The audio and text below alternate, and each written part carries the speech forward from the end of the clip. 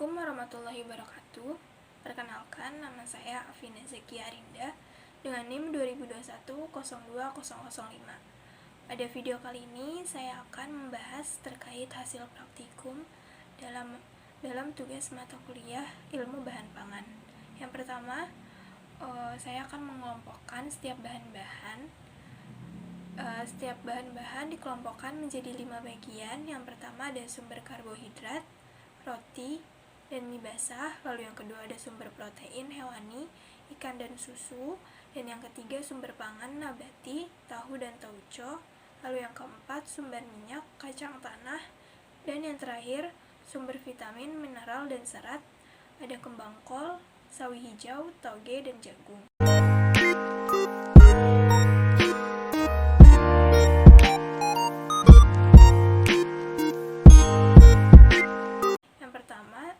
Saya akan menganalisis dari kerusakan yang terjadi pada sumber karbohidrat, yaitu roti. Kemungkinan kerusakan pada roti ada dua.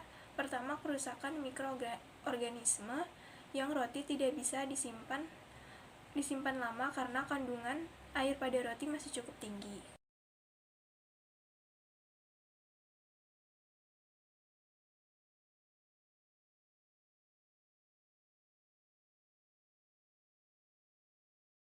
Dan yang kedua, terdapat mie basah.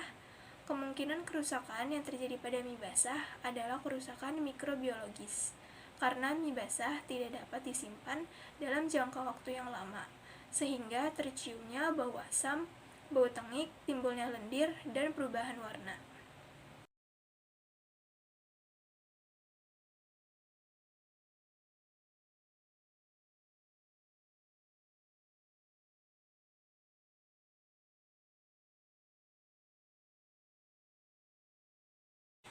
Lalu pada kelompok sumber pangan nabati, ada tauco dan juga tahu.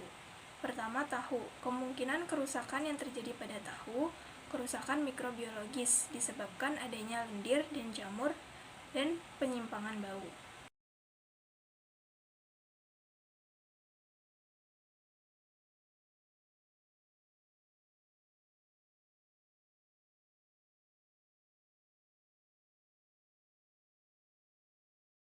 Lalu yang kedua ada tauco. Kemungkinan kerusakan yang terjadi pada tauco kerusakan kimia, yaitu semakin lama penyimpanan, maka warna sambal semakin gelap, tekstur semakin kental, dan aroma menjadi tidak harum, tapi muncul bau amoniak.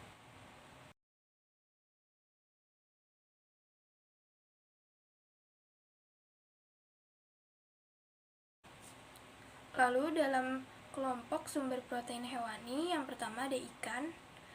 Kemungkinan kerusakan yang terjadi pada ikan adalah kerusakan fisik, disebabkan penanganan yang kurang baik, sehingga menyebabkan luka atau memar pada bagian ikan.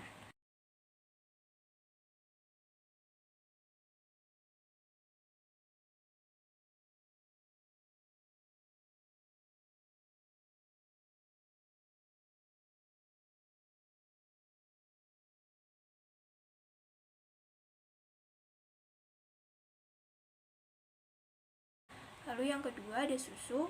Kemungkinan kerusakan yang terjadi pada susu yaitu pertama, kerusakan fisik yang disebabkan oleh masuknya udara ke dalam susu sehingga menimbulkan gelumbung. Kedua, kerusakan kimiawi. Terjadinya oksidasi beberapa komponen susu akibat adanya oksigen. Ketiga, kerusakan mikrobiologi karena susu mengandung banyak zat-zat gizi yang dibutuhkan oleh bakteri dan mikroorganisme lain untuk tumbuh dan berkembang.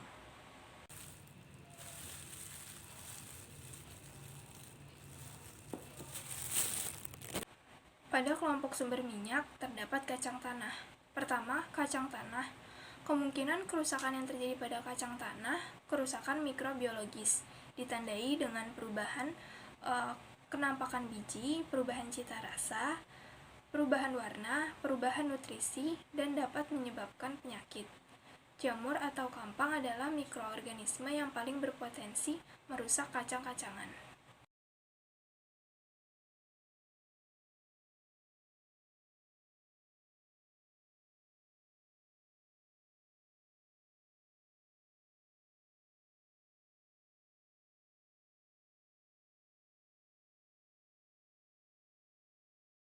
Pada kelompok sumber vitamin, mineral, dan serat, terdapat sayur-sayuran, yaitu pertama ada kembang kol. Kemungkinan kerusakan yang terjadi pada kembang kol yang disimpan dalam jangka waktu tertentu akan mengalami perubahan warna menjadi kekuningan hingga coklat karena adanya serangan mikroorganisme pembusukan.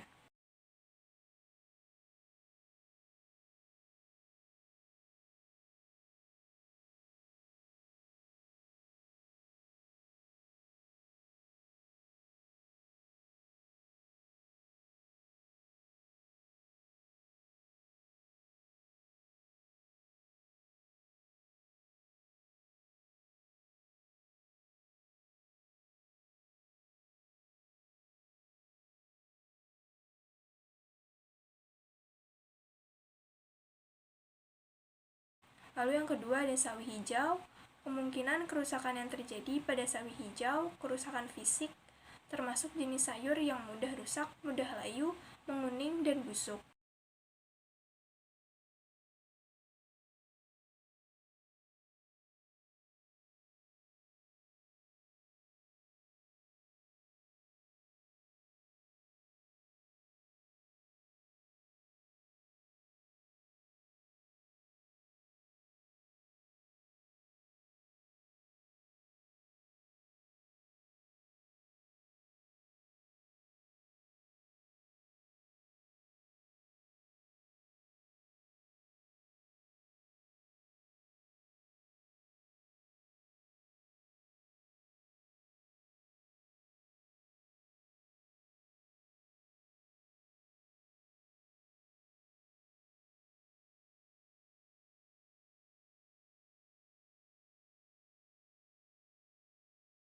Lalu yang ketiga ada toge.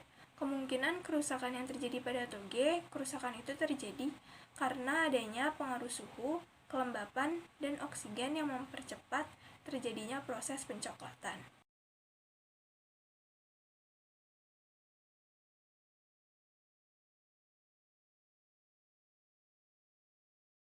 Dan dalam serelia terdapat jagung. Kemungkinan kerusakan yang terjadi pada jagung yaitu kerusakan fisik yang ditandai dengan berlubangnya biji atau biji telah pecah-pecah atau terinfeksi jamur yang ditandai dengan timbulnya bintik-bintik hitam pada pangkal biji jagung.